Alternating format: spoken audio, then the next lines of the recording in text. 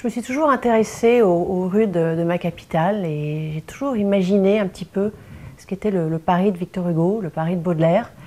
Et les travaux d'Haussmann m'ont toujours fascinée depuis que je suis toute petite.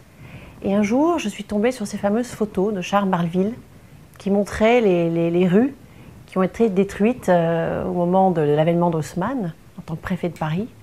Et j'étais fascinée par ces petites rues qui existaient et surtout celles autour de l'église de Saint-Germain-des-Prés. Et donc quand j'ai vu les photos de ces rues, j'ai imaginé qu'est-ce que ça pourrait être pour une femme comme Rose, un jour de recevoir une lettre signée du baron Haussmann qui lui demande en un an de quitter sa maison. Des milliers de Parisiens ont reçu cette lettre, des milliers de personnes ont dû quitter leur maison.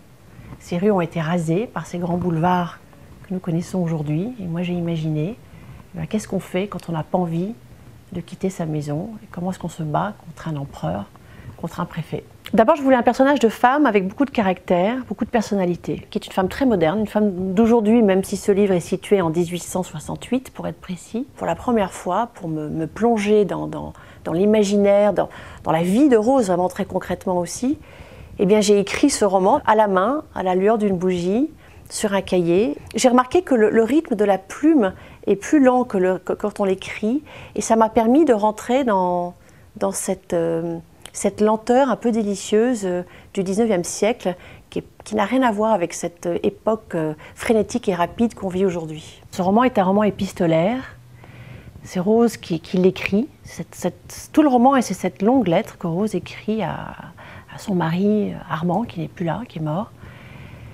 Et j'ai imaginé une femme qui est à la fois très féminine, mais très opiniâtre. Elle ne veut pas quitter sa maison. Sa maison, c'est sa vie. Chaque pièce de cette maison a une histoire.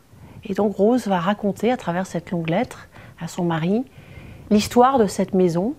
Donc Rose décrit sa vie, Rose décrit son combat contre le baron Haussmann. Et Rose a ce côté très déterminé, c'est-à-dire qu'elle ne quittera pas sa maison. Elle n'abdiquera pas devant le baron Haussmann.